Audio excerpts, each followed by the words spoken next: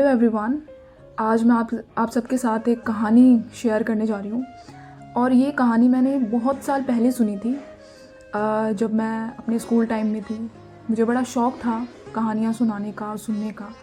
तो जब इस कहानी को मैंने सुना, सच में ये मेरे दिल पे जाके लगी। और इसके जो एक हम कहते हैं ना, हर कहानी का एक कंक्लूजन होता है, कुछ उससे सीखने को मिलता है। तो मैंने बड़ा सीखा इस कहानी से एंड अपने जीवन में मैंने उसको अप्लाई करने की कोशिश भी की कुछ हद तक।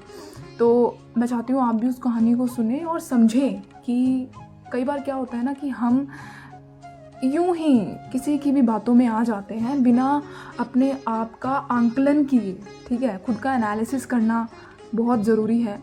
तो ठीक है, मैं कहानी शुरू करती हूँ, आपको अच्छा लगेगा। तो दो दोस्त होते हैं, बेस्ट फ्रेंड्स होते हैं एंड एक गांव में रहते हैं, छोटा सा गांव होता है। उस गांव के पास ना एक बहुत बड़ा मैदान होता है और वो मैदान खाली पड़ा रहता है, वहाँ कोई नहीं जाता मतलब। ठीक है, तो एक दिन ना वो दोनों दोस्त, उसमें से जो छोटा वाला होता है वो होता है 6 साल का और जो मतलब एज में उससे बड़ा होता है वो होता है 10 साल का। तो दोनों दोस्त एक दिन प्लान करते हैं कि हम पतंग लेके और उस मैदान में जाएंगे और हम अपना एंजॉय करेंगे, पतंग उड़ाएंगे। तो वो जाते हैं, दोनों मैदान में पहुंच जाते हैं गांव के बाहर पतंग लेके। तो वहाँ होता क्या है, और वो दोनों ये प्लान करते हैं कि देख, ना तू तेरे पेरेंट्स को कुछ बोलना, ना मैं मेरे पेरेंट्स को कुछ बोलूँगा, क्योंकि अगर उनको पता चल गया तो जाहिर सी बात है वो हमें नहीं जाने देंगे। तो वो छुपते छुपाते गांव के पास वाले मैदान में पतंग उठा के चल देते हैं। अब वहाँ होता क्या है कि गांव का जो मैदान होता है उसमें एक कुआं होता है, बहुत गहरा कुआं होता है। अक्सर वहाँ से लोग पानी भरने के लिए आया करते थे। तो वो दोनों पतंग उड़ाने में इतने मशगूल हो जाते हैं कि उनमें से जो एक 10 साल वाला लड़का होता है, जो उम्र में बड़ा होता है, वो पतंग उड़ाते उड़ाते वो कुएं में गिर जाता है। तो ये सब देख के जो छोटा बच्चा है, 6 साल का बच्चा है, वो घबरा जाता है। अब उसको कुछ समझ नहीं आ रहा है ये क्या हो गया।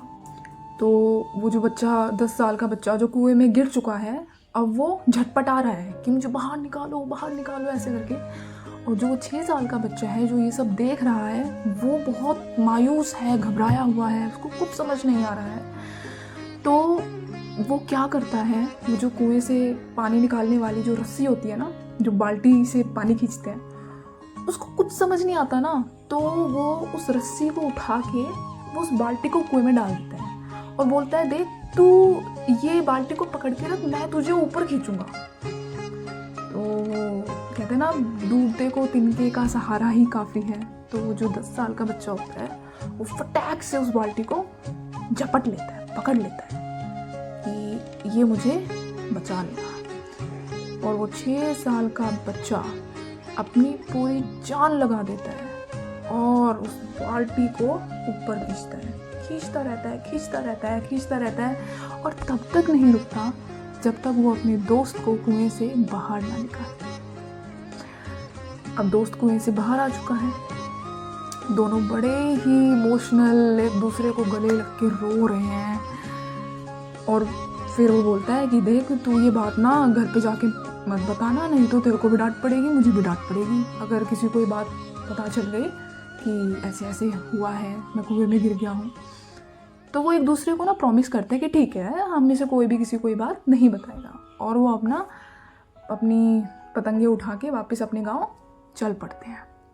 लेकिन कहते हैं ना कि जब छोटा बच्चा कोई बड़ा काम करता है, ऐसा काम करता है जो उसको लगता है कि देख मैंने ये किया है, तो उसको रहता है कि यार मैं दूसरों को बताऊं ताकि लोग मेरे को अप्रिशिएट करें, मेरी तारीफ़ करें। तो वो जो 6 साल का बच्चा होता है ना, वो अपने कुछ दोस्तों को, गांव में कुछ दोस्तों को जाके मतलब थोड़ा डींगे हाँकने लगता है कि तेरे को पता है ये है ना, कुएं में गिर गया था और मैंने इसको ऐसे कुएं से बाहर निकाला है रस्सी से खींच के, देख मुझ में कितनी ताकत है। तो ये बात ऐसे कर करके पूरे गांव में फैल जाती है और उन दोनों के जो माँ बाप हैं उन तक भी पहुंच जाती है। अब जब ये बात गांव में फैल चुकी है, सबको पता है कि अच्छा ऐसा किया इसने, कोई उनकी बात पे ना विश्वास नहीं करता। सब बोलते हैं कि ये 6 साल का बच्चा जिससे एक खाली बाल्टी नहीं उठती है, वो एक 10 साल के बच्चे को रस्सी से खींच के कुएं से बाहर निकालेगा। ऐसा हो सकता है क्या? तो कोई उन दोनों की बात पे ना विश्वास नहीं करता। तो फिर सब सलाह करके ग्रुप बना के गांव के एक बड़े समझदार चाचा जी होते हैं, उनके पास जाते हैं, उन दोनों बच्चों को लेकर बोलते हैं देखो कितना झूठ बोल रहे हैं ये, क्या ऐसा पॉसिबल है, बताओ। तो वो जो चाचा जी होते हैं ना गांव के, बड़े समझदार होते हैं, बड़े सेंसिबल टाइप का बंदा होता है। तो वो गांव वालों को, उनके बच्चों के पेरेंट्स को ये बोलते हैं कि देखो यहाँ ज़रूरी ये नहीं है कि इस बच्चे ने ये काम कैसे किया, यहाँ ध्यान देने वाली बात ये है कि ये 6 साल का छोटा सा बच्चा इस काम को क्यों कर पाया। उस चाचा जी ने समझाया कि देखो उस समय जब इस बच्चे पे मुसीबत टूट पड़ी थी, जब ये देख रहा था कि मेरा दोस्त कुएं में गिर चुका है, तो आसपास कोई भी नहीं था इसकी हेल्प करने वाला, इसके दोस्त को कुएं से बाहर निकालने वाला। तो इसको जो ठीक लगा उस समय इसने किया। अगर हम में से कोई उधर होता तो हम शायद उस बच्चे को ये एहसास दिला देते कि देख तू ये काम नहीं कर सकता, तेरे बस का नहीं है।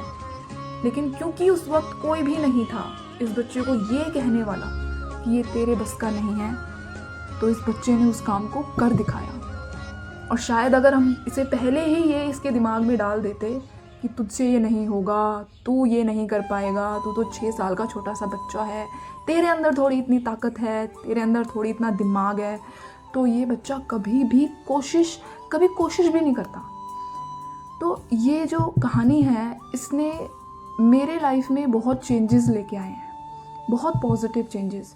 देखो कई बार क्या होता है ना, हम अक्सर देखते हैं कि हमारे घर पे, हमारे सोसाइटी में, हमारे फ्रेंड सर्कल में, स्कूल में कई बार हमें अंडर एस्टिमेट किया जाता है। हमें चीज़ों को ट्राई करने से पहले